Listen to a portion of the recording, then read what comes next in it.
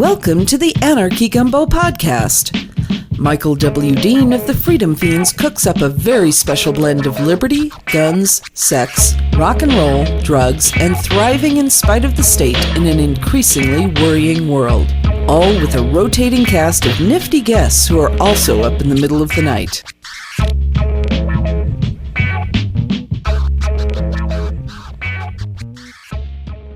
Hello, it's another episode of the Anarchy Gumbo podcast. Today our guest is James Davis, one of my favorite educators, a good guy, and all-around smart human being. How you doing there, James? I'm doing awesome. Just psyched to rap with you for a little bit and talk liberty. Cool. Tell me a little bit about your past journey in life and in liberty, and then we'll talk about what you're doing now. Yeah, well... Actually, no. Tell the listeners what you do now. Okay, that makes more sense. Right now I run a children's summer camp and a year-round retreat center, but the main focus is on working with the kids. You're working with the kids. Cool. Mm-hmm. In a think of the children kind of way, steal lots of tax money, all that, make lots of laws. Yeah, no, we work strictly on a voluntary interaction basis. We don't collect any government money, although we are a non-for-profit, so we happily don't pay any taxes either. But no, yeah, we strictly voluntary. Yeah, I've done one project as a non-profit, which is different than a not-for-profit, but it's in the same page, literally, on the tax code. My first movie I did through a 501c3 umbrella group, and people have actually taken me to task for that. Like, well, you're a libertarian, but you're working with the government, and I'm like, I'm working with the government to not give money I shouldn't give to the government. Yeah, it's like if a bully was going to beat me up and I asked him permission to not beat me up, I don't think that makes me a hypocrite. It just says, will you please not beat me up? And if he says yes, more power to me, I think. Yep. So tell me a little bit about your camp.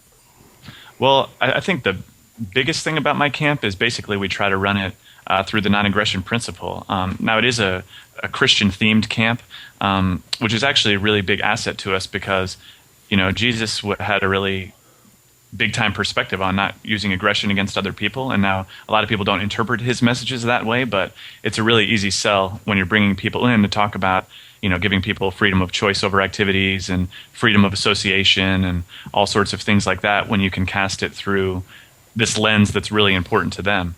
And so, yeah, it's basically, we don't have very many rules at the camp, and the ones we do are structured around not taking other people's stuff, not hurting other people, and not using emotional aggression against them either. So teasing, bullying, things like that.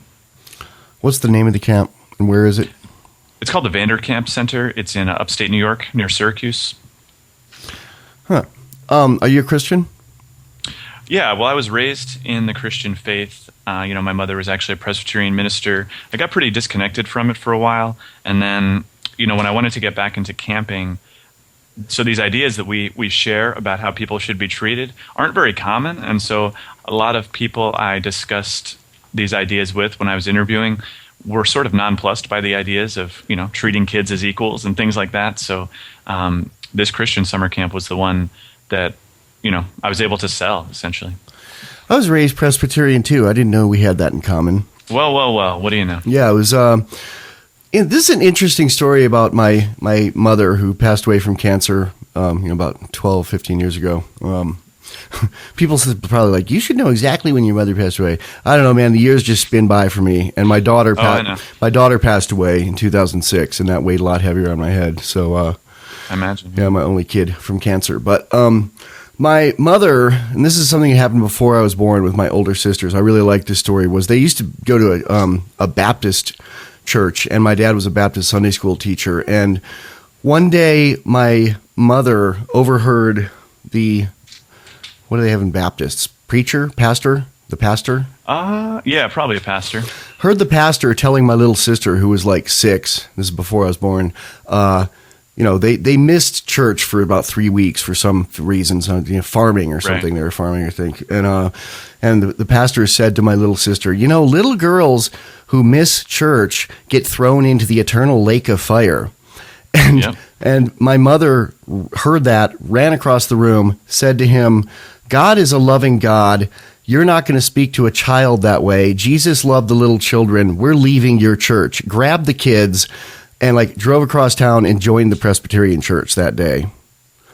Yeah, well, and that's, I think, like, so Christian messages, just like anything, right? So, I mean, you think about the Libertarian Party and what that looks like now, or like the Tea Party movement. A lot of things start with really good ideas and then let themselves be run roughshod by people with really bad ideas who know that they have a captive audience, So I think that's definitely the current state of the Christian message in this day and age. I love that my mother did that. She was really stern, and I have a lot of issues with how my parents raised me, but I like that story about her because in 1960, that was a pretty bold thing for a woman to do. That was not a woman's place to do that in 1960, and she did it anyway. Oh, totally. I always think about that in terms of, when I discuss things with my parents and how they raised me, like a lot of the things they did, I wouldn't do, but on the same token, they were forward thinking for their time. And, I remember finding letters that my grandfather wrote, and he was actually engaged to a woman that turned out to be a lesbian, and he wrote down in his journal, he was like, so I think she's a lesbian. I know that's supposed to be really bad, but I'm not so sure about that. And so, someone today is saying something like that, you'd be like, oh, what a bigot, but for his time, he was like the most radical forward thinker ever. So it's just all about when you live. When I was a kid, my ultra conservative dad said at one point, I've come to the conclusion that homosexuals shouldn't be put in jail. They're just sick, which for him was forward thinking for that time.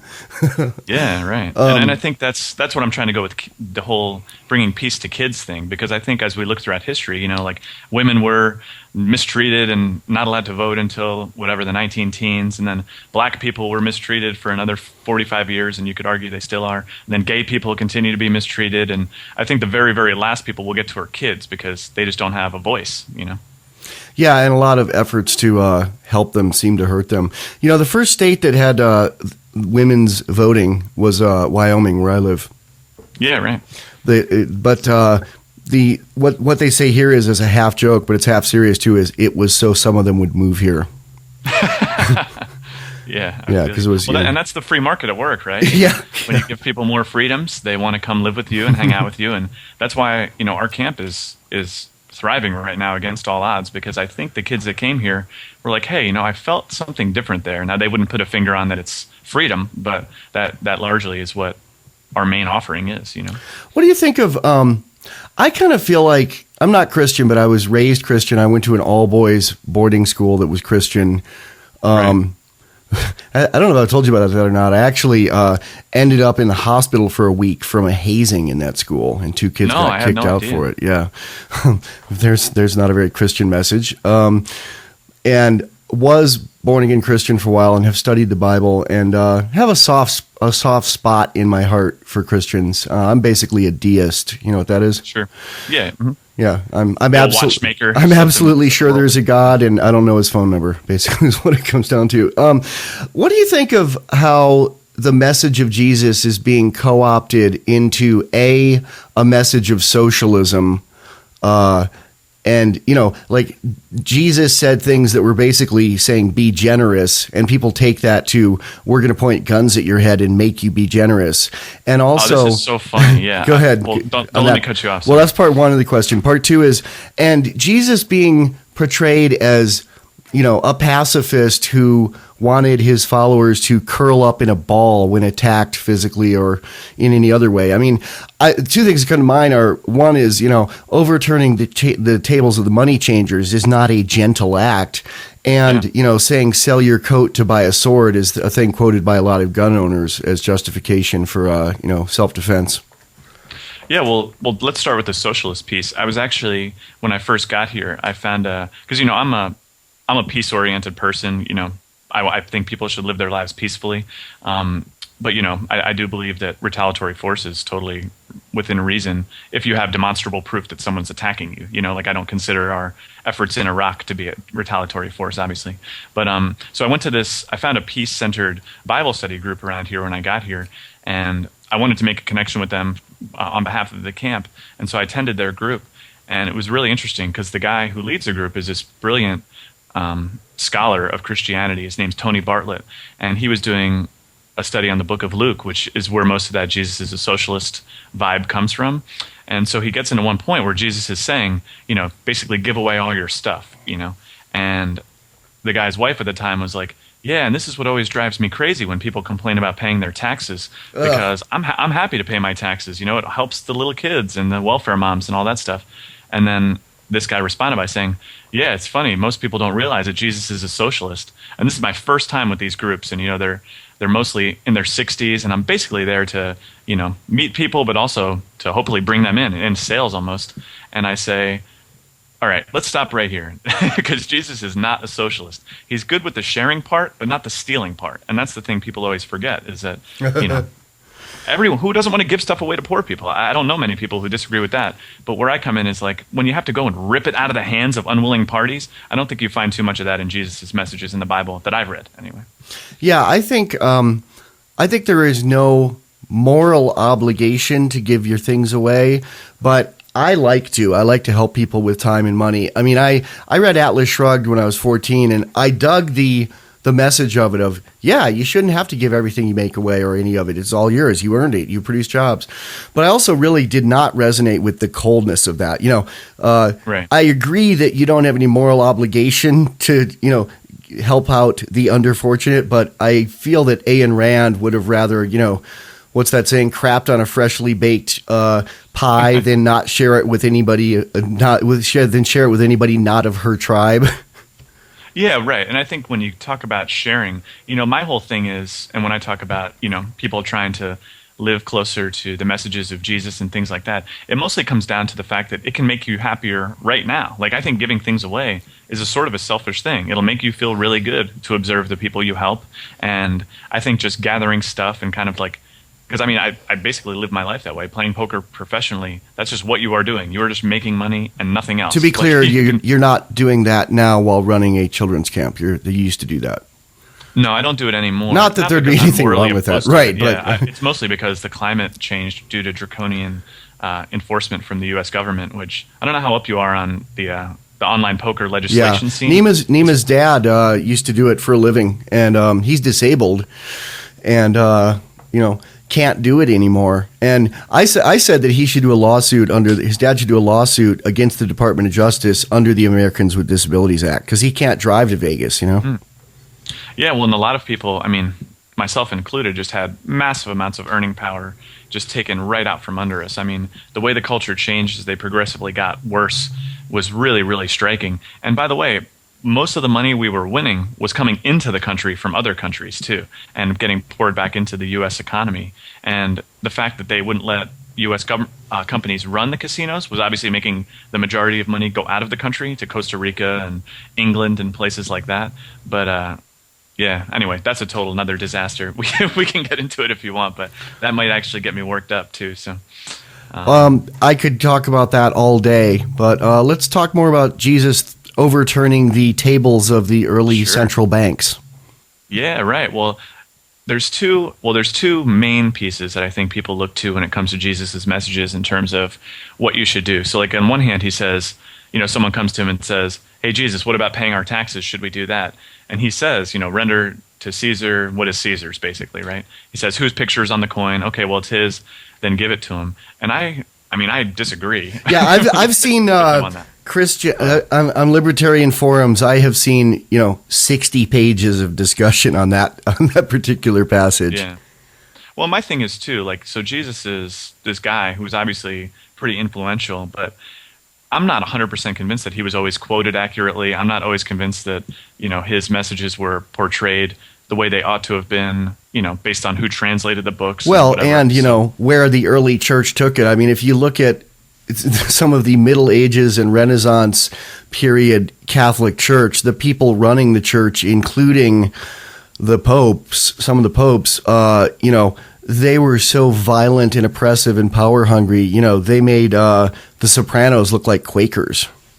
Oh, definitely. And I think that's why, looking at the Bible in a literalist perspective is supremely outdated. And, basically, I mean, I run in circles with a lot of pastors now through this camp, and almost none of them interpret the Bible in a literal way. So I think that, pointing to any specific quote can get you into trouble. But It's my thing is you get to know someone, you know the gist of what they say. Like I haven't heard your opinion on every single libertarian issue, but if someone were to come to me and say, what do you think Michael Dean thinks about subsidized corn? I would have a pretty good idea as to what you think about it, right? Yeah. And so I think it's the same thing with Jesus. He's like this dude who, loves everyone and wants them to share, doesn't want them to steal or kill each other.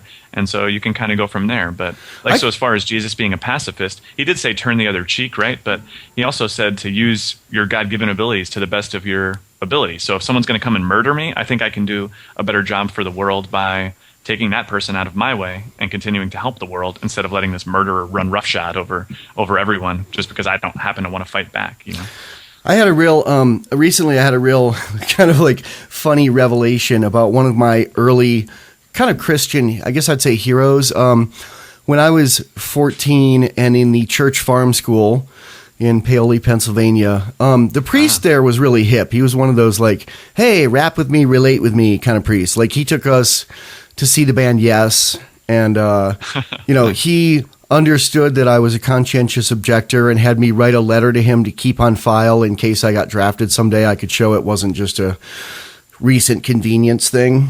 And right.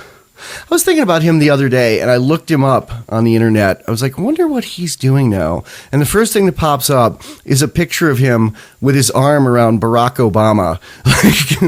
Oh, wow. With this, Obama endorsing this, think of the children and steal money to help them program that this priest was running. I was like, yep, there you go. That's the socialist misinterpretation. Yeah, and that's the real shame is that I think that most people, I often think about the fact that things just become the default. And so, why I kind of empathize with Democrats to some degree is they're operating under the assumption, given that people are going to steal money anyway, maybe we should use it more to, help poor people and build schools. And I'm like, okay, well, if you're going to steal money anyway, I'd prefer you spend it on that instead of blowing up brown people other places. But they just... Democrats are really into blowing up brown people these days. Yeah, touche. The most ironic thing to me is that our first African American, I guess he's American African because our first brown president was the first president in a long time to bomb a bunch of people in Africa and kill a bunch of civilians. Oh, I know it, and it's actually really interesting to me because I met a guy who worked for me for a few weeks last summer. Is this Kenyan guy, and he actually is from an area right near where Barack Obama's dad is from, I guess. I'm not an Obama scholar, but so anyway, my friend Samuel has met Obama, and he actually approached him and was talking to him about bombing Libya, and basically just had a candid conversation with him about it for a half an hour at some point, whenever that happened, I don't know, and he claims that. And of course, who knows how much of this is true, but he claims that Obama was very apologetic to him and thought he was going to reconsider it and all this nonsense. And of course, he just went right back and never made any such claim in the public arena. But yeah, I think Reagan was the last guy to be heavily bombing Libya, wasn't he? Yeah, well, and that's why I'm actually really excited about Obama because to give you a background, I attended Barack Obama's inauguration, so this is how quickly I've changed my mind on all this stuff. I considered voting for Obama. When he first announced, and so I was about 6 months ahead of you, I think is what I'm saying. Yeah, right. I'm not like Nemo. Nemo's born anarchist, I think, but right. Well, and so I got this guy, and he's like hope and change, and he's like this really good speaker and slick talker, and he's black, which I thought was cool, mostly because I was like, hey, maybe America's not as racist as we used to be, but then. What ultimately brought me to Liberty was I was just so supremely disappointed by just one thing after another. And I talked to my friend Justin Longo, who is our mutual Facebook friend anyway. And he's been hip on these ideas for a long time. And then my brother, who's actually a Buddhist but also an anarcho-capitalist, was talking to me about this stuff too. And I was like, you dudes are right. The government can't solve anything. If Barack Obama can't do it or is unwilling to do it or whatever, then who will be? So that kind of occurred to me too. Like a lot of white Americans who came from, I wouldn't say privilege, but never missed a meal in a day in my life. Had to work a lot, but never was starving, never was way below the poverty line or anything like that, except by choice when I was playing in a rock band, and putting all my money into my arm. Obama, to me, like I've said in my life in past decades, like these old fat white people, like complained about like white people being the problem. Like, I mean, when Cheney came along, I was like, he's the ultimate of what I've thought of these guys forever. Yeah, no doubt. And then Obama is cool and mellow and brown and like, looks like someone you might want to have a beer with. And he is, beneath the slick, hey, it's all cool, everybody. He's Cheney. I mean, he wants to blow up brown people. He wants to take your internet. He wants to take your bong. He wants to practically make you have a license to have free speech and, have to keep your guns in the local armory and just take them out once a year to go hunting or something. He would love that. Oh, definitely. Well, yeah, he's extraditing people from other countries for running businesses that are legal in their countries. In the case of online poker, he's a really, really pretty awful guy, or he's just a coward. So it's either one or the other. Like, so someone, I think you guys were talking about when he was signing off on the Defense Authorization Act, and he was like, I do this with a heavy heart, and I'm like, well, just don't be a coward. Just don't do it. Put your name on the paper. I don't care about the political ramifications. At some point, if someone asked me, write your name on this paper, like, or else, I would just say, no thanks. I'm just not going to do it, I think it might be just like he got drunk with power once he got the job. Like he may have meant well at some point. Although looking at some of his past statements, I think he's always been a socialist socialist sociopath who wanted to rule the world. But maybe he was hip and then they handed him the keys to the military and he went, I am God. I am the destroyer. I am Shiva, Sure. Anyway, let's get off that topic. I'm going to save this file. You're listening to the Anarchy Gumbo podcast, a tasty stew of freedom and fun. Subscribe at kittyfeet.com. That's KITTYFEET.com.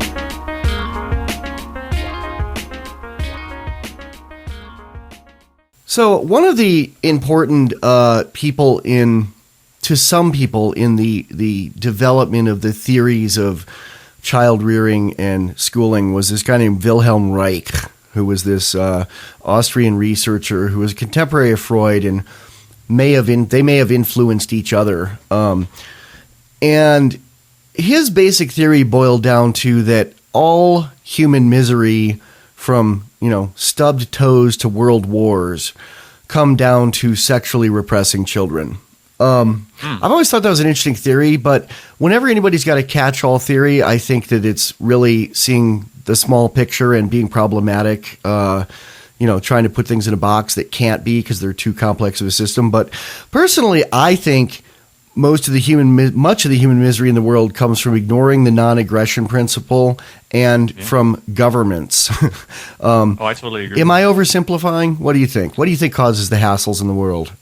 Well, I often think about it in terms of of course I think about it this way, but it starts with how we interact with kids, right? And I think basically from the very young age, kids learn that there is a hierarchy where some people are the boss and some people are the serfs or the slaves or whatever, and that the whole human experience is structured around trying to become the boss or suck up to the boss and hold the gun and be the one pointing it instead of being the one having it pointed at you.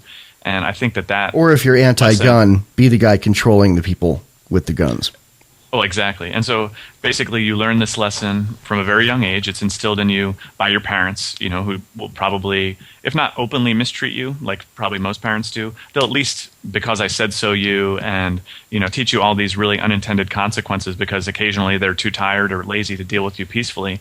And then usually that's not too bad in my experience. Usually it's right around, and even kindergarten's pretty good, but right around late elementary school, 4th, 5th, 6th grade, that's when kids really start to flip a switch.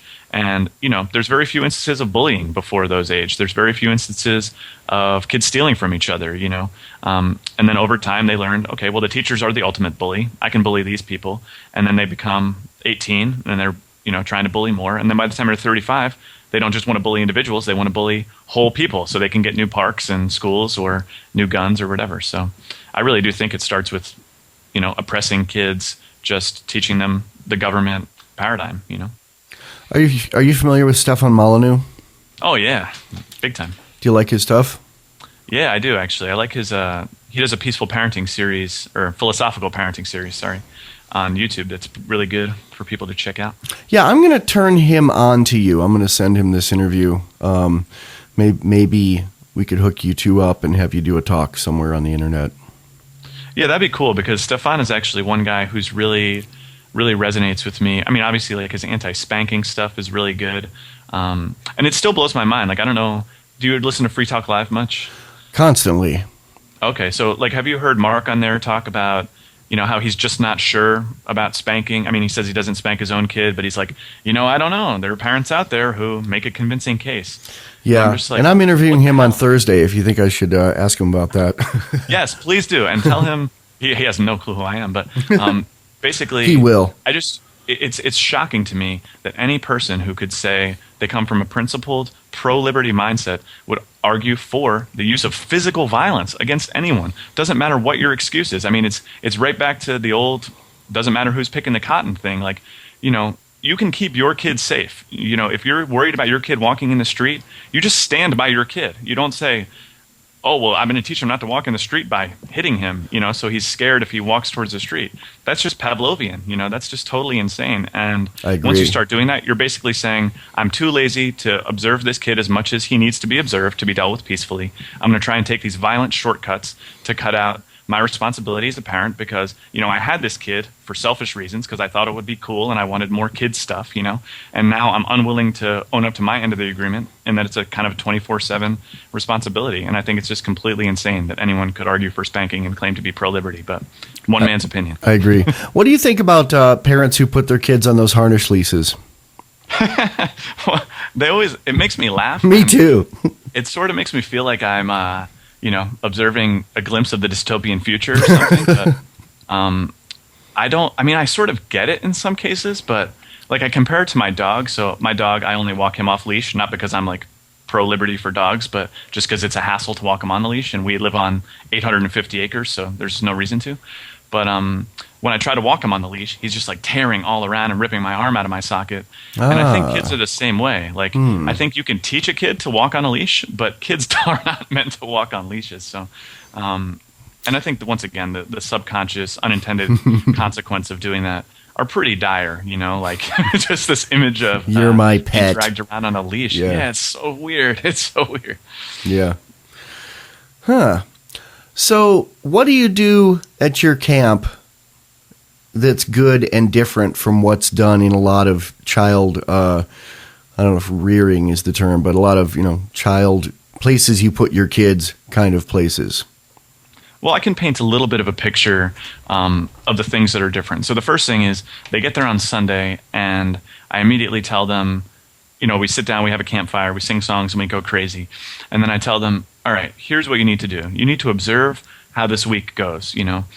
This is what the world could be like if everyone were trying to bring peace and non-aggression to the whole world. So keep an eye out for the way people talk to each other, the way people treat each other, the way all the counselors and the way myself engage with you. Keep an eye on that and understand that it could be possible to have a whole world exactly like this. The only reason we don't is because there's too many of the people on the other side. But if you like this, if this feels good for you, then you need to bring that sort of spirit to the outside world.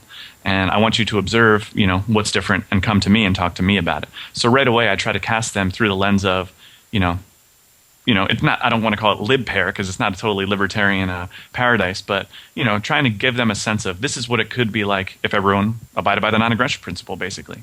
And I tell them... Do you use that term with the kids and or in the literature for the place?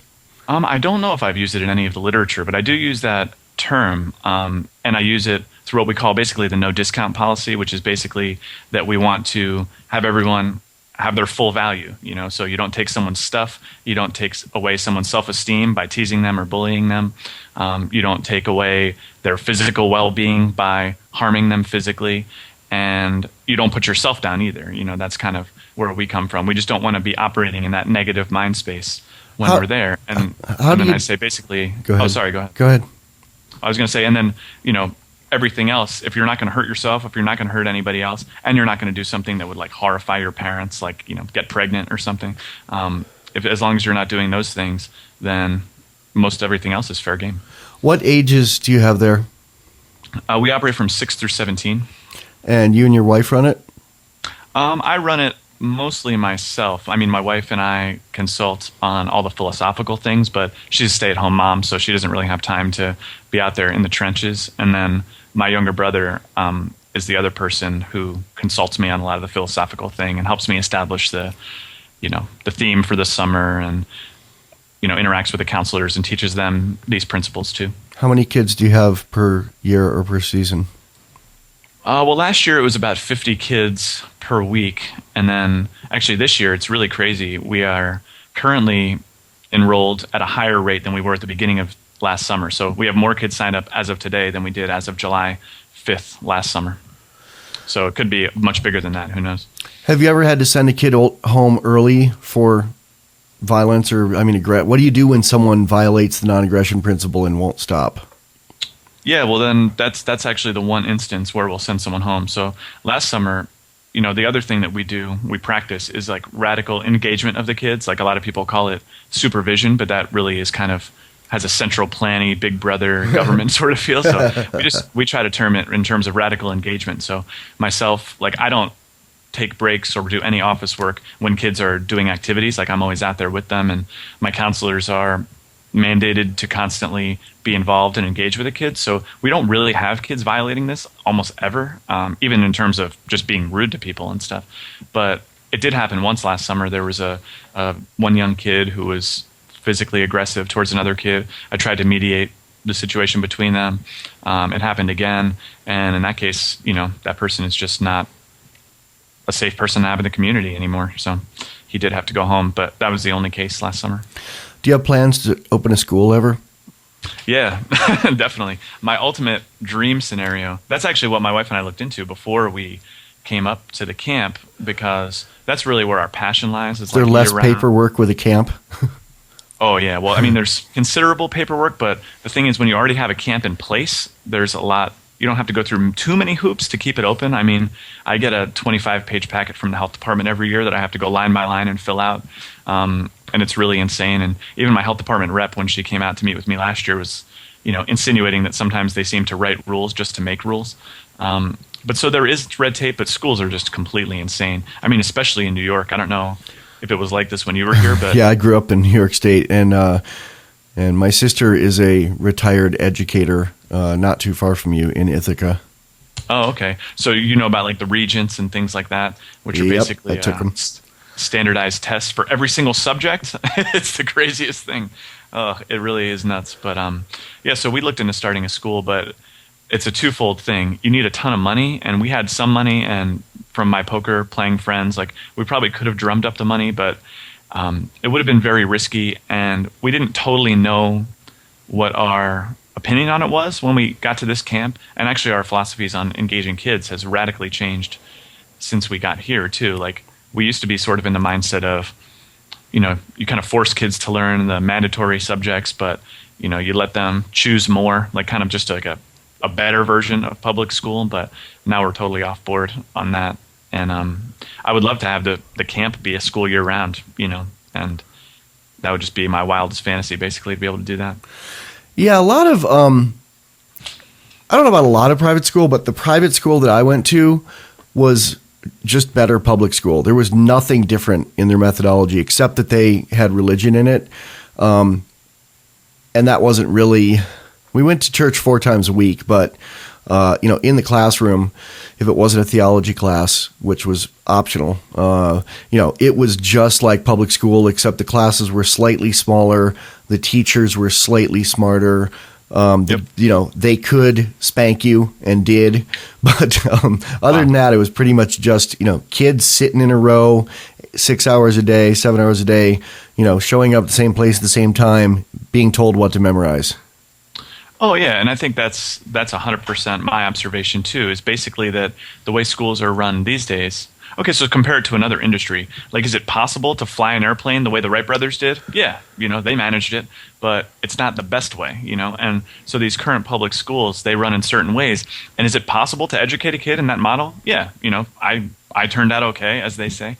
Who knows what I could have been in a free learning environment, but it's not so much that it's not possible to have a decent education there. It's that the likelihood of having one is so far down, and all the unintended lessons you learn are so damaging in my mind that it's completely not worth it. And so private school has all the same conundrums, just like you said. They run a much slicker version of what is ostensibly just a completely awful model. Yeah, my big problems with it, other than the entrenchment of teachers through unions to where they can't, well, the whole thing's funded by theft. That's my biggest problem with it. My second biggest problem with it is you can't fire bad teachers easily.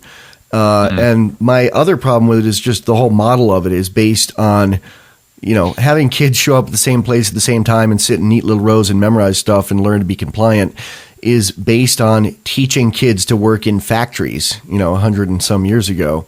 And that's not what most people hopefully are going to end up doing these days. I really picture if I were going to start a school, it would be a round table with kids sitting at laptops, looking at Khan Academy with some sort of docent, not even a teacher, who can just answer questions and computer questions for them. I don't know. Well, and that's even if you wanted to teach them stuff, like my peer version of a school would be something like you just have a super nutrient-rich environment where you have a table with computers, but you don't have to sit at it, or you have all these things and you have really engaged, smart people there to, demonstrate passion for what we consider to be worthwhile pursuits, I guess. But if a kid comes to you and says, you know what I'm really interested in? Pokemon. Then you engage them in Pokemon or whatever the thing is, because the fact of the matter is people are ultimately going to pursue what interests them at some point in their life. I mean, you can beat them down and have them slave away in a cubicle somewhere for their whole life. That is possible.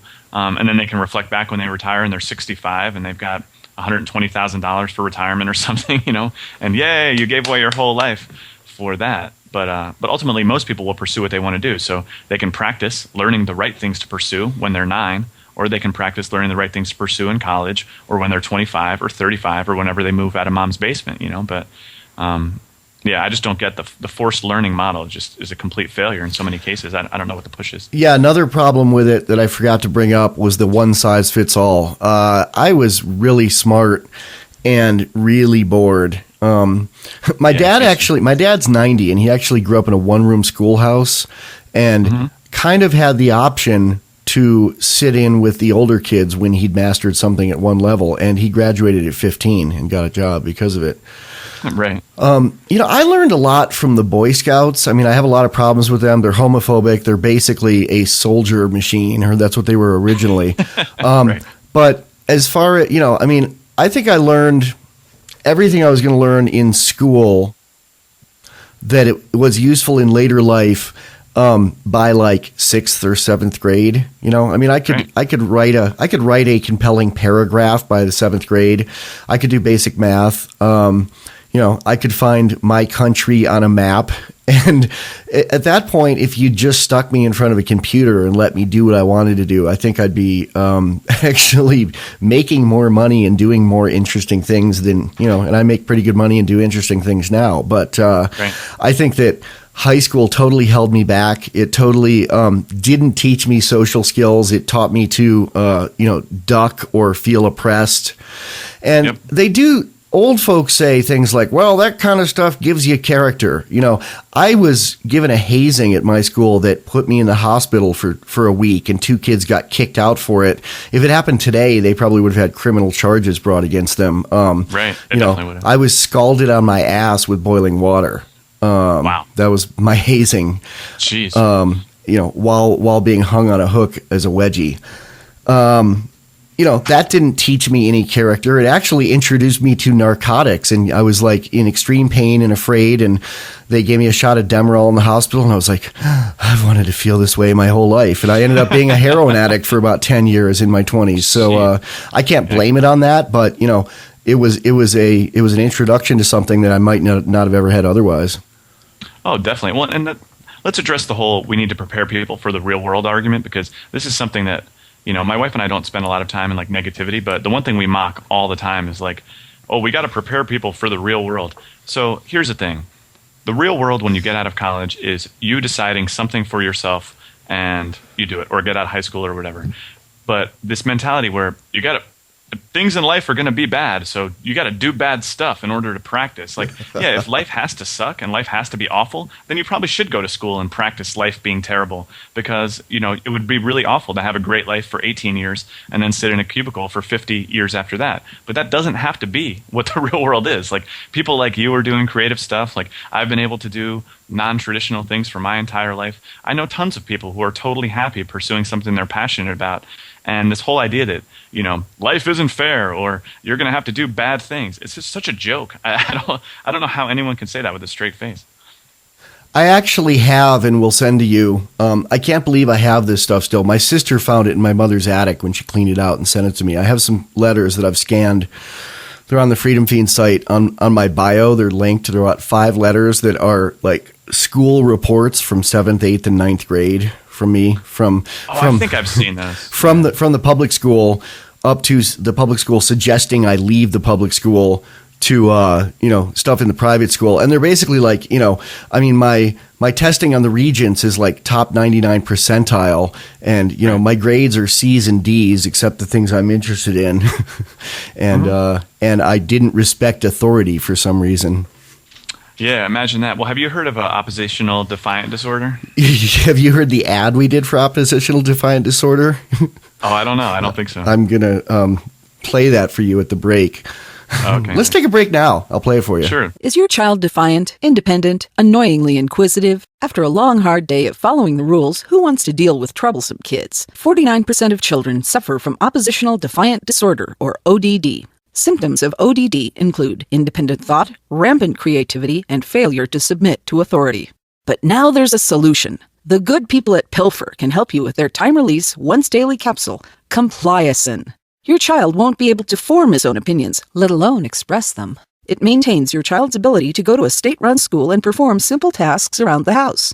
You won't have to worry about parenting, and the school won't have to deal with your kid asking questions. Compliacin. You'll go from this. Quit telling me what to do! Quit telling me what to do! Quit telling me what to do! To this. Good morning, Mother. I love going to school. And this week we're learning all about how the government is our federal family and they're here to help us. Compliacin. Talk to your school psychiatrist and ask for it by name. Yo, dude, that was really, really funny. Was it? Yeah. I mean, that's a thing I could talk about for hours is psych meds, and probably don't want to talk about it for hours, but, Yeah, we're sticking with the negative if we get into that. I know, man. I know. They're obviously wrong. we can stop there. The only thing I'll say is regarding ADHD, because I get calls from parents who are like, do you think you can take my kid? He's ADHD. And I'm like, definitely. This is the camp to send your kid if he has ADHD. So, and they do awesome here. They have the best time ever. Like, it's so sad. I mean, ADHD, my answer, I mean, probably not to the parent, but my answer would be, aren't most kids? I mean, it's that designation did not exist when I was a kid. And No. How old are you?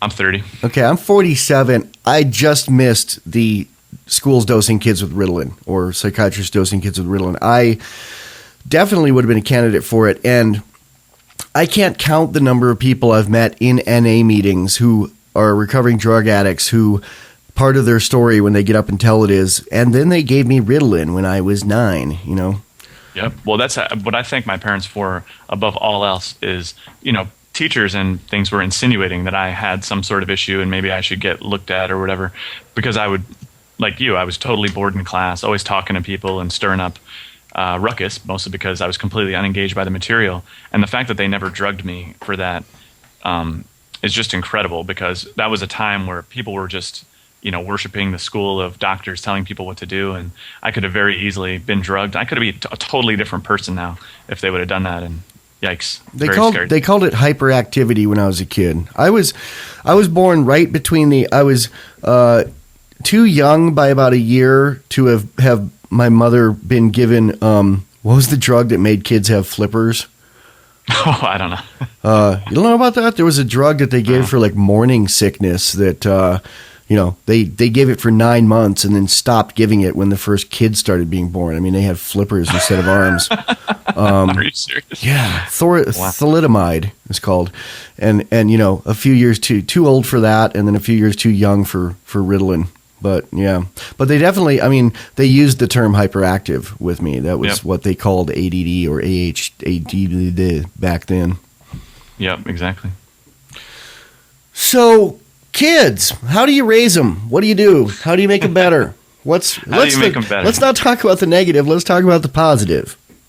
Well, I think, my wife and I talk about all the time, and this is sort of a Stefan Molyneux idea, is we start with the idea of, can I essentially guarantee that my child will be thankful for my intervening in his life in this way?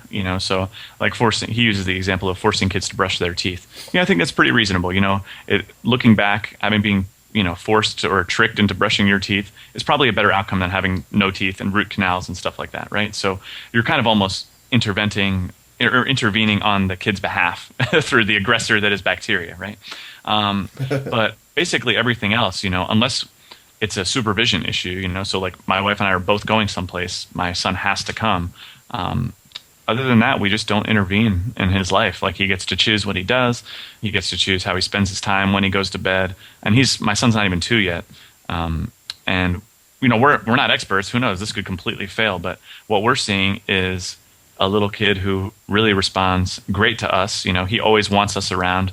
We want him to, at some point, decide, I'm lucky I have these people as parents. I want these people in my life. I don't want to move out of this house or resent them or hate their guts or, and probably he'll still battle against us in some cases. Brain research shows that that's kind of what teenagers do. And how old is your child? He'll be 2 in June. See, this is, I don't want to play devil's advocate or say anything bad. No, play devil's advocate. But I want to talk to you and Stefan Molyneux in 14 years when your kids are teenagers and see if it worked. And I hope it does. I mean, we're kind of seeing the first generation of kids raised by libertarians with the non-aggression principle, which is different from hippie parenting of do everything you want to do and never discipline the kid in any way, I guess. I don't know. Do you discipline, would you say? Okay, so here's how you weigh in on that, right? As far as discipline is concerned, okay, so I talk about it like this. So one of the opinions I have that's really unpopular is that I think that you should be a kid's friend all the time. You start by being their friend. And a lot of people are like, you can't be a kid's friend. He's going to walk all over you. And then I'm just like, and I know you agree with this too, I don't let my friends walk all over me. Like when my friends are constantly late for things or, mooching off me or something, I don't just let them do that. You know why? Because they're my friends and we're equals and I expect them to treat me as I treat them. And if they don't, then there are consequences with my friends, just like there would be with a child. And so, I guess it depends what you mean by discipline, but like I don't let my kid pull my hair or take my cereal out of my bowl or do anything like that because I don't want him to. That's aggressing against me, right? So as far as like strict discipline is concerned, I mean, that might be a bridge we cross when we come to it, but it's more like, I recognize that I'm in control of the resources in the house. I'm willing to share my resources for all sorts of things, but I'm not going to share certain resources with him if he's going to use them to hurt me, or hurt someone else. Like give him a knife if he's going to stab someone. But I'm trying to envision a scenario where I need to use like timeout or. Well, I'm thinking about a family friend who was a hippie and an educator, kind of like fan of Summerhill. And, sure. I was around this family a lot. And I mean, I remember the kid being 5 years old and calling his grandmother a bitch at the dinner table. And the mother saying, now that's not very nice. Please don't do that. And, at 15, the kid was like, starting fires and being violent and had, they ended up like shipping him off to an alternative school in a different nation because it was the only option left that would take him. And he did kind of, I guess the word is straighten out, by 18 or 19. But, the kid was not pleasant to be around. And I always blamed it on the do whatever you want to do upbringing. Yeah, well, and it's once again, the non-aggression principle, as I think you and I understand it, is not so much that you just let someone aggress on you because you abide by this, or aggress on other people. Like I've intervened. So, for instance, when Oliver was younger, he did pull hair. He pulled my wife's hair and he pulled young girls' hair. He just did. He was like 1. He didn't know better. So I would remove him from that situation because I don't want him aggressing against other people. They don't deserve it, and I don't tolerate that behavior. If I saw someone pulling someone's hair on the street, I wouldn't tolerate that behavior, you know? So we really don't let him do anything that hurts other people or hurts himself. But on the same token, and likewise, if he, like for instance, when he screams in my face, you know, he doesn't do this very often anymore. But when he screams at me, I don't play with him. I'll get up and I'll walk away and I'll tell him, Oliver, I don't like when you scream at me. And if you're going to scream at me, I'm not going to play. And so he doesn't do it anymore, you know? And yeah. I mean, the interesting thing is, I understand that and it sounds sensible to me. And the parent I'm talking about did not know about the non-aggression principle. She's someone who thinks, you know, the government should steal a lot more money to pay teachers better kind of person. And that get rid of the Republicans and the Democrats will make the world a paradise and enforce all the proper social justice laws. But I guess the difference is like with a friend, you know, I've had friends that are unmanageable, I guess I would say, and I stopped being their friends. But you can't do that with your kid, you know? It depends what you mean by you can't do that with your kid. I mean, I think that. Well, I mean, like I have a moral obligation to care for my child until, you know, he can care for himself for sure. But, you know, and certainly as a sort of a worst case scenario thing, I hear what you're saying, and that ultimately you could be pushed to a point where you have to decide, do I not want to care for this person anymore because they're aggressing against me so much? But I think that a lot of that comes from parents who do take an unprincipled approach. Like one thing I observe all the time is a parent who will be super lenient and then snap at some point, or they'll be super lenient to the point where they let their kids curse at them or yell at them. And I don't have any intention of doing that. And I think the cool thing, the advantage that Taylor and I have are I've worked with kids, primarily teenagers, for the last 15 years of my life. You know, I've seen how this works on a 1 week basis. I've seen radical transformations in how kids interact with me in a matter of 3 or 4 days. Because basically, you know, how I explain it to people is this. If you met someone and all they did was tell you how awesome you are and how much they wanted to be your friend, how much they love you and how much they care about you, and all they did was like be excited about things, and then at some point they came to you and said, hey, I'm really concerned because you're not treating me very well. Or you're not treating this other person well, you would listen to that person, right? Like this person has established themselves as a credible person you want to be around. Yep. Now, on the flip side, if someone is constantly, you know, speaking in your ear about this or that, they're not going to listen to you. You know, they're a non-credible person. And I don't like kids. I get parents who warn me about their kids. You're not going to be able to deal with Sean. He's going to give you a hard time. He hates adults. He specifically hates men. His dad walked out on him, blah, blah, blah. And the kid is, you know, following me around, wanting to play with me 24/7 within 2 days, you know? So I'm not sure. I'm not too worried about it. Are you magic? Are you magical? Well, I think so. Because I think it comes down to this. Like, you know, I really believe in self-betterment. Like, I think that, you know, there's a book by Carol Dweck called Mindsets, which deals with the idea of having a fixed versus a growth mindset. I think that any person is capable of growing out of whatever mindset they have, given enough time. And I think that there are very extreme cases, I guess, you know, where there's physiological damage to a person's brain or something. But I think in most cases you can grow. And I've worked my ass off to try and get to the point where I can engage with people in a peaceful and exciting and, you know, a thoughtful and, you know, a listening way. And I work harder at it every day. I constantly self-assess on it. And the thing is, most adults set the bar so low for kids that you don't even have to work that hard at it to get them to love you. You know, like most kids approach me and they're wary because they're like, oh, here comes an adult. Adults are the worst. All they do is tell you that you're not good enough, or if they do praise you, it's for something you have no control over, like being good at sports or school. And here's this guy who just wants to hang out and tells me I'm awesome for being me. And, you know, when he encourages me, it's because I'm doing things that I do have control over, like being nice or being generous or being loving. And so, yeah, I don't know if I have a magic bullet, but it certainly works for me. Wow. Kids. That's the topic today here on the Anarchy Gumbo podcast. We're talking about kids, and the call-in number is... I don't know. What you said was so soothing to me. I kind of like lost my train of thought. Maybe you are magical. I don't know, man. I have this theory that about it's another person's theory that I subscribe to and receive their newsletter, that 6% of all humans are sociopaths, broken machines who cannot be fixed.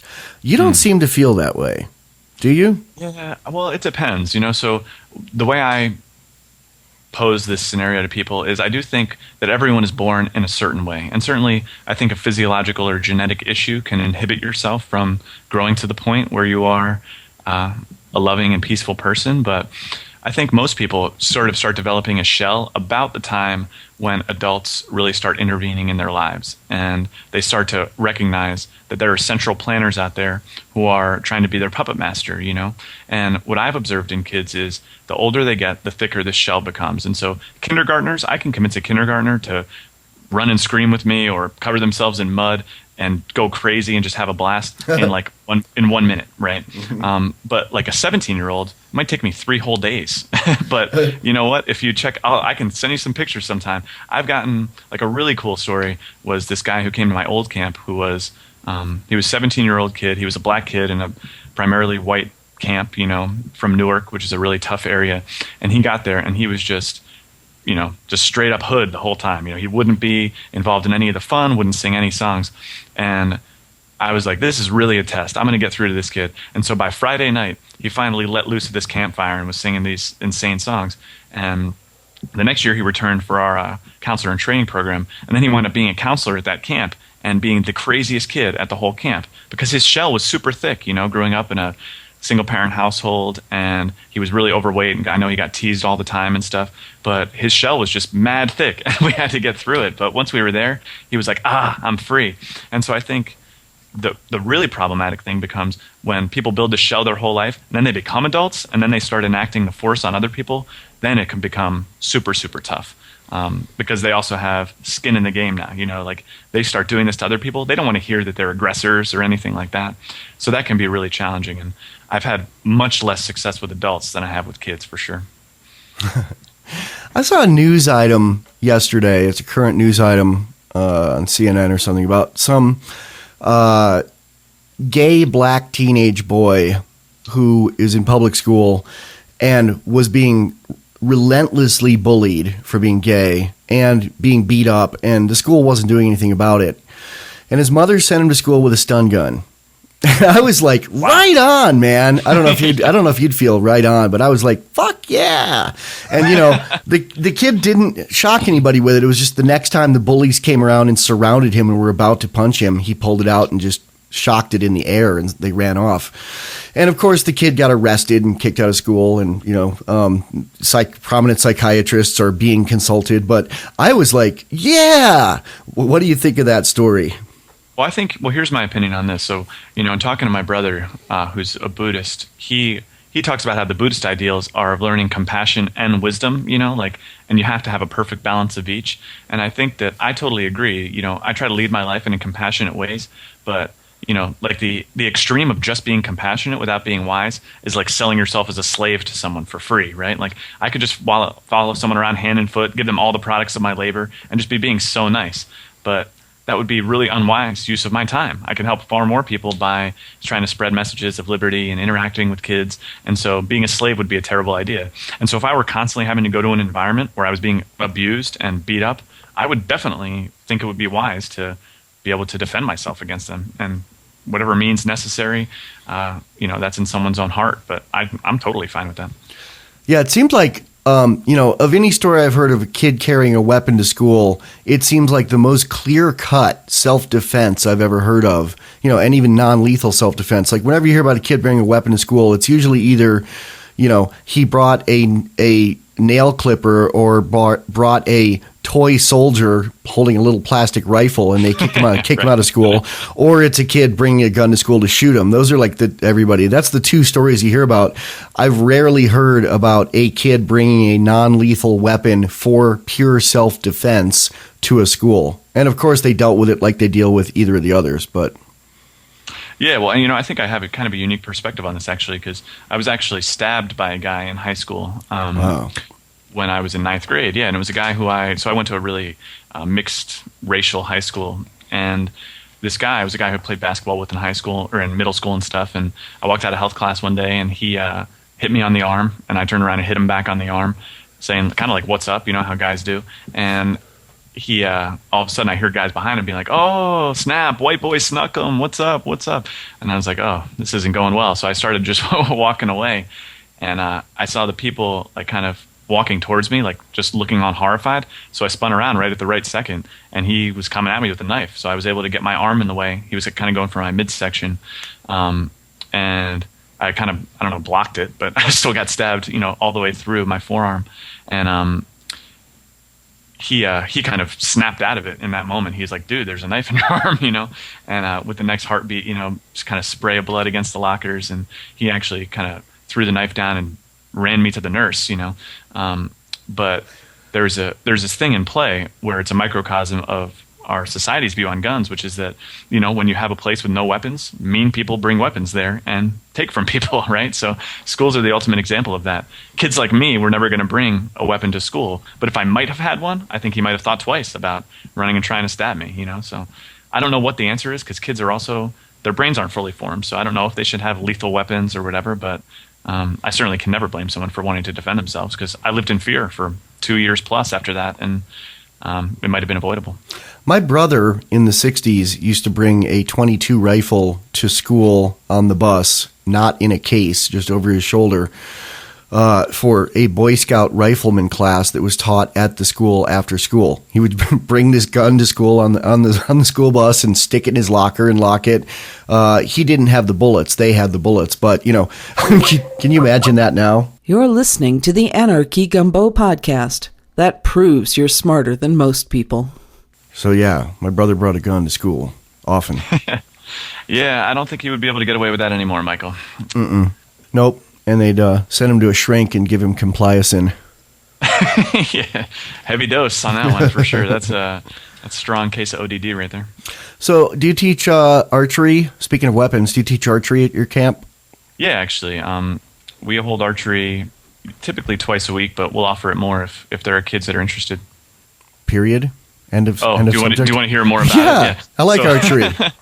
Okay, yeah, so we do teach archery. I mean, basically, you know, our stance on it is that we're essentially teaching kids to use these dangerous tools. You know, it's also fun, builds confidence, and it's a cool thing they don't get to do elsewhere. But I think that the most interesting thing about it for me is that insurance companies don't even really mind archery, because at camps, kids don't get hurt doing archery, even though they're shooting, you know, what basically could be lethal weapons. And, you know, we have 6-year-olds do it, 17-year-olds do it. We have kids on pain medication do it and ADD medication. You know, every kid does it. But the thing is, when you tell them how serious it is and you show them how to use it right, and you explain to them that they won't be able to use it if they don't use it right, they're 100% responsible. There's never a single incident of anyone goofing around at the archery course. Yeah, it's like it's probably the safest activity that we run.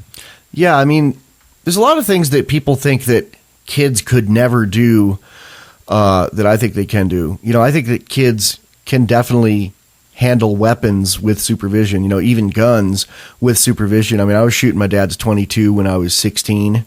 Sure. I never hurt anybody except a bunny rabbit, which we cooked and ate, which remains the only thing I've ever hunted. I live in this hunter's paradise of Wyoming. I've been here 3 years, and I haven't, you know, gone and taken an antelope yet, but it's on the to-do list. Yeah, right. And I do have a belief that if you're going to shoot something, you should eat it. I mean, I don't know if it's a moral thing or just it makes sense. But you know, when the world ends, I don't even know if I'll have to hunt. I think there's so many pigeons in my yard, I could hunt with a blanket. Yeah. Well, that's my thing too. You know, actually, my wife and I are. Practically speaking, we're vegetarians, but we would be happy to eat meat if it were like hunted, you know, animals just running around, not being tortured first, or, you know, kind of ethically raised cows, things like that. And from a health standpoint, the crap they put into beef and chicken is unreal. Yeah, it's not something you want to think too much about if you're a meat eater. But, you know, when we started trying to live intentionally, it's the same thing. You know, we didn't want to run around and saying, well, I'm just going to kill some stuff, and, you know, I don't need to kill stuff to eat it, so I don't. I have this book, this coffee table book someone gave me called Armed in America, which is photos of families all over the country with their guns in their living room and a short paragraph from each one describing it. And, you know, it's got everything from, you know, bodyguards to militia types to target shooters to, you know, housewives who carry a, you know, snubby revolver in their purse for self-defense to, you know, people that have more guns than I have cats, which is a lot of guns, to one guy who was really interesting it was a guy who lived in California, and he was like, I'm a Democrat. I've always hated guns, but I'm a chef. And so I decided to hunt to, be able to cook my own meat that I've taken myself. I really liked that attitude. It was interesting to me. Oh, definitely. I think that's kind of like, that's my thing about just eating meat in general is it's like, just man up. If you want to eat a cow, great, eat a cow, but know where your cow comes from. Don't just sit with your blinders on and think that it's all, this happy paradise. Like your cow is probably coming from this wall-to-wall thing where they're all standing in their own feces and eating their own feces and, 60% attrition rate before they actually get to the butcher's knife and stuff. But yeah, that's my only thing. Not in Wyoming. In Wyoming, they're free roaming. I mean, I wouldn't. Yeah. I don't know that they're not organic, but you drive around Wyoming, and there are vast stretches in this state where you don't see a person for 30 minutes, and you see thousands of cattle grazing on the plains. It's kind of neat. Yeah, and that's cool. I think that making use of our resources to feed human beings is a great thing to do. And if your land is better suited to grazing cattle, or you don't have the time to raise whatever else, or you can make money off it, go for it. Well, the torture thing is bad for me. Wyoming could feed and power America, although I'm afraid what it would look like if they noticed that and started to take full advantage of it. I mean, literally between wind, solar, oil, natural gas, coal, and uranium, Wyoming could literally power America, and we'd never have to drop a bomb on a brown person again.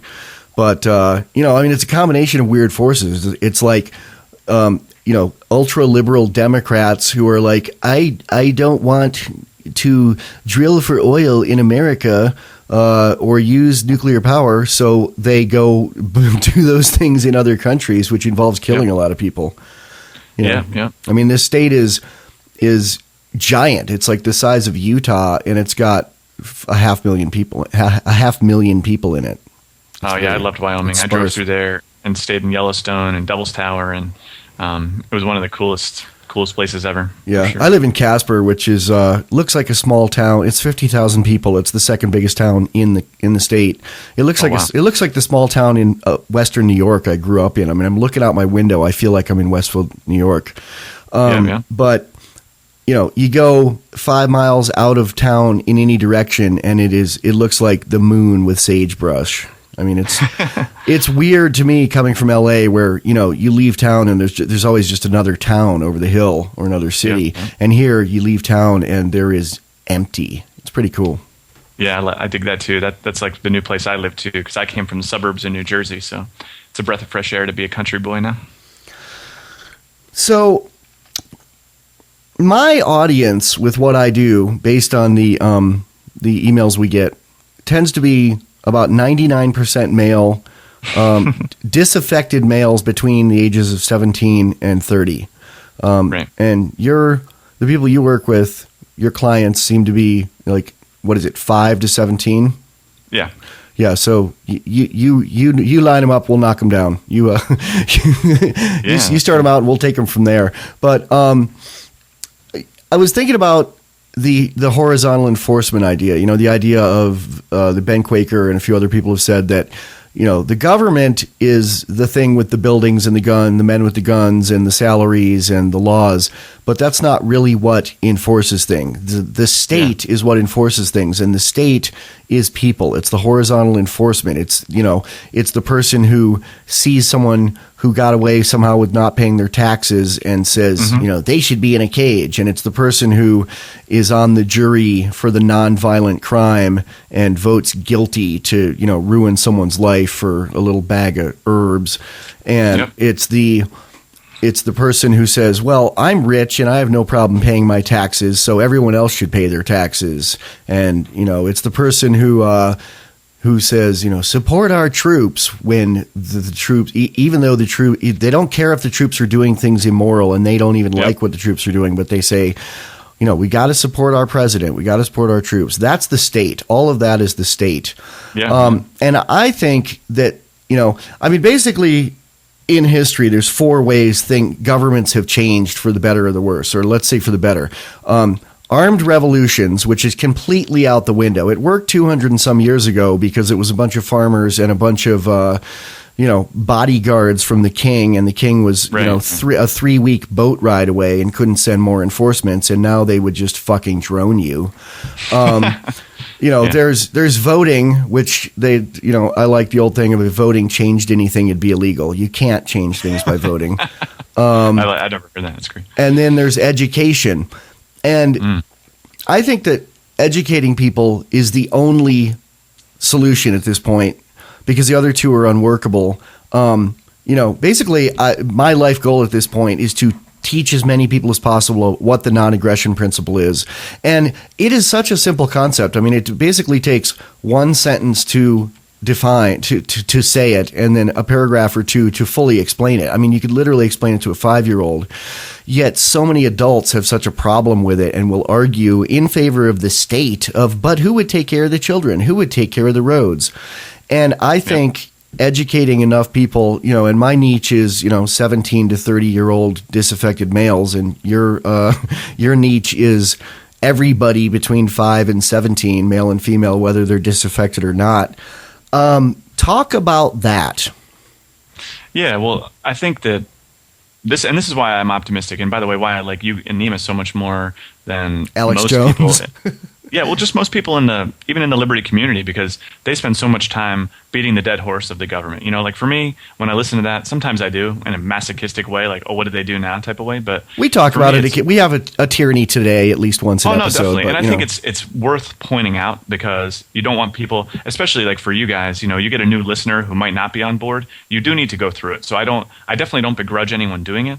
But just for me, like if someone were making a show directly for me, it would look more like what you guys are doing versus something like, I don't want to use anyone specifically as an example, but just a more negatively geared show. Now, you have to do the negative, especially if you have a huge audience, because a lot of people need to be convinced that they're. Basically, that was a conscious decision. It was like Nima and I listened to every single libertarian podcast and video. We've watched something by every single person that does this, and I listen to the LRN feed and listen to them constantly in the background, like the way liberals listen to NPR. It's a 24-hour streaming feed of it's my liberal NPR, my anarcho-capitalist NPR. And I hear whenever there's like a big tyranny going on that people notice, I hear 12 podcasts in a row and 11 of them talk about that single event. So, early on we learned to kind of get away from that and just laugh at the state instead and talk more about freedom and less about tyranny. Yeah, and my thing is that basically the way I see it is that there are two eventual outcomes. There's one where, or I guess three. One is the way you blow up the whole world. But then there is, beyond that, there's either a stable tyranny, like the dystopian Brave New World type future, which you could argue that given the existence of drones now, that becomes increasingly likely. And then there's libpair, right? Because if you're going to do the stable tyranny, they would have to be good at what they do in order to achieve that. And I just don't trust that they're good enough because they screw up everything else. And, they manage tyranny pretty well, but they're just kind of screw ups. So I'm not too concerned about that. So then the other thing is that eventually we'll probably get to libertarian paradise. And I think the way we get there, and so that's why I don't bother, worrying about drones and things like that. Because, if they start droning people, I think they'll probably lose eventually. But yeah, so I'm trying to think, so what's the fastest way we could get people to just interact with each other peacefully, show love for each other? And for me, that's interacting with kids and just treating them that way. And when they wonder, what was so different about that guy? Why were those staff members at that camp or school, hopefully someday too? What was different about them? And we'll tell them, it's because we don't believe in initiating force against peaceful people. And we also believe to go even further than that is to show, radical love towards every person you meet, regardless of how they're hanging out. And I see kids just they totally get it in the camp environment. And that's where it starts for me. My hope is that when they encounter, information like yours, that they won't scoff at it. They might think, this reminds me an awful lot of the way that person was treating me, who treated me the best of anyone who's ever interacted with me. And it's all small scale, right? But I do know that there are people out there and that the movement is growing. And whether it happens in my lifetime or just someday, I think we'll win, man. Because I just don't think people can look themselves in the mirror forever and continue to do these bad things to people. Is that your closing comment? Is that your final answer? Well, not quite. I think the last thing that I want to leave people with is the whole other reason for optimism is if you look back in time, any amount of time. If you look back in time 15 years ago, no one had ever heard of like organic food, for instance. And the people who had were like, what is going on here? Why does everyone want to eat chemicals? And, we should offer organic food. And everyone no one even laughed at them because no one even knew they existed, right? And now it's this burgeoning movement where tons of people want to try it and whatever else. Because, in my opinion, it's a pretty good idea. I certainly don't think anyone should be forced to do it, but it's probably a good idea to not eat synthetic chemicals. But it's a good idea, so ultimately it wins. And likewise with treating black people fairly. 50 years ago, you would get laughed at the street if you heard someone saying, oh, black people are just the same as white people. But now basically no one in the U.S. thinks that except for the really fringy kind of crazy people. And that's why I really think that you and I might be shocked, Michael. We might be having this discussion 30 years from now, and people might look back at now and say, can you believe people used to pay taxes to go kill other people? That's shocking. I don't know. I feel that sometimes, and then other times I feel, you and I are going to be talking through the bars in a government reindoctrination camp about how it used to be in Whispering. Oh, but they'll never find us, Michael. They'll go get Ian and those guys first, and I guess they might get you. They'll get me. I'd like to think I'm big enough to be a target. You are. But no, they're not gonna. And the thing is, they'll try, but they'll get you first, and then at some point, everyone else will stand up and say, "Hold on a second. I know this Michael Dean guy, and he might have weird ideas, but he's not dangerous. You can't lock this guy up." And I think that even if you guys all have to be martyrs, well, there is the problem with making people into martyrs, So, yeah, that's true. I think they would go after someone like me because they don't want to go after Alex Jones because he's too well known. Yeah, that's probably true. And they might even just say, "Hey, we found guns in Michael Dean's house," and everyone would go, "Oh, no wonder you arrested him." Well, there are over a dozen guns in Michael Dean's house, and they're all legal, and there'd be no problem. Yeah, the newspapers don't care about that, though. Yeah. And I think that's like, But yeah, so you're right. And I think that the stable tyranny future is totally plausible. I definitely would not deny that that's a plausibility. But like from my perspective, coming from the background of dealing in probability, which is, how I made my living forever, is I just don't think that probabilistically speaking that that's a very likely outcome. And now it may appear to be likely. And I think you guys just talked about this recently, didn't you? About the idea that the less tyranny you start with, the longer your state will last. Nemo was quoting Stefan or Bad Quaker, exactly. I forget which. Yeah, and I think that sort of makes sense. But I think it's so easy to have observation bias, which is to say, I live at this period in time.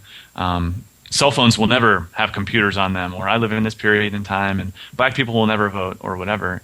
And, who knows, man? Stable tyranny is possible. I'm not sweating it. An interesting thing about all that is when you mention the vast changes that have happened when people finally woke up about things like eating healthy and not being racist, the immediate, when people get religious about something that's important, and those are very important things, and people got religious about them, their first stop is, we need the government to use its guns to solve this.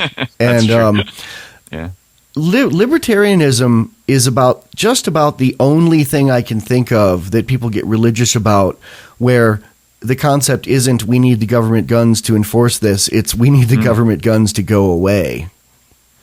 Yeah, that's probably a good point. And I wonder if it'll work, because certainly the government has expedited some of these other movements, right? Like civil liberties, or even eating healthy, like having to post about trans fat or Surgeon General's warning and all that stuff.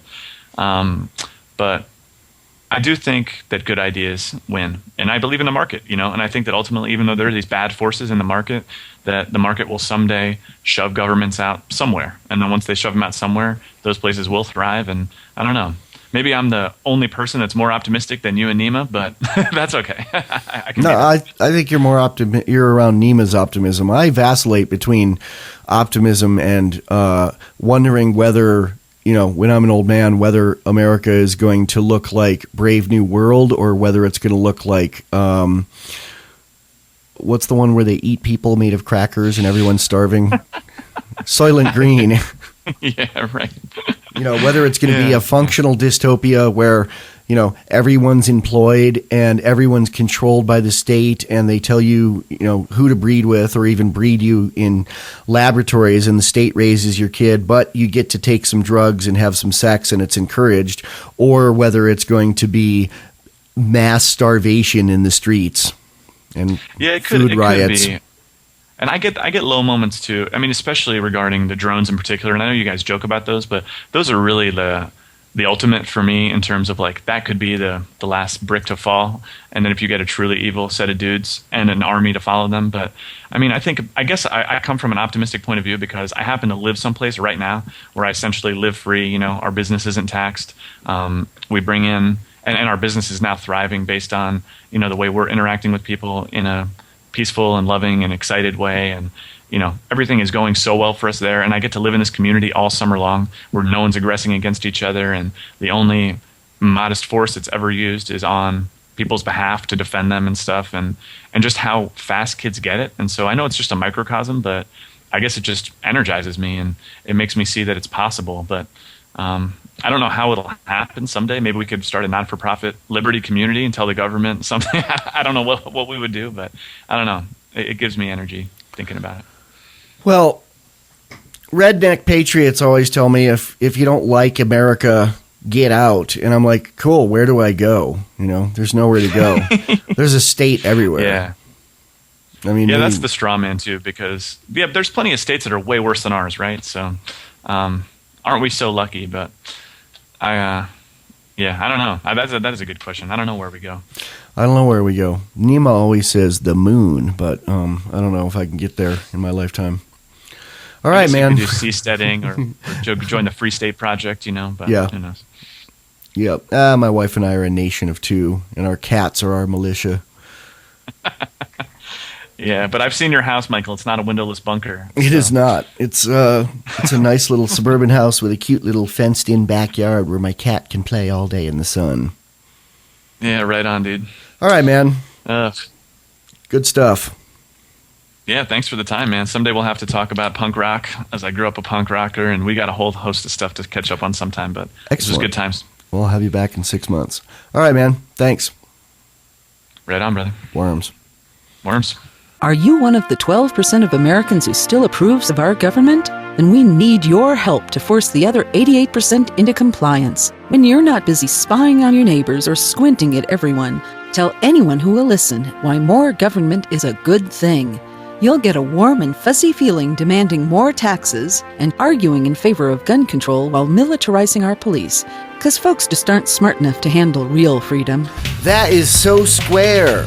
Check out the additional Freedom Fiends show, Freedom Fiends Live, every Sunday on the LRN.FM streaming feed or satellite radio. Broadcasting live and worldwide from a windowless bunker inside a mountain near an undisclosed location in the rural Wild West of the occupied states of America. Freedom Fiends Live expands on the Fiends' weekly Wednesday podcasts, but now we're kicking the hornet's nest live. Talk back to the backtalkers every Sunday from 5 to 7 p.m. East Coast time. From the makers of Guns and Weed, The Road to Freedom. Freedom Fiends Live. Call in soon before we get droned.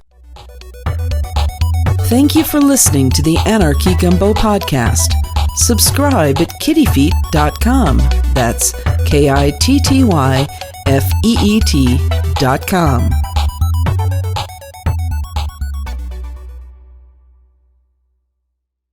All with a rotating guest on a spit, barbecued for your pleasure. Outtakes, yay.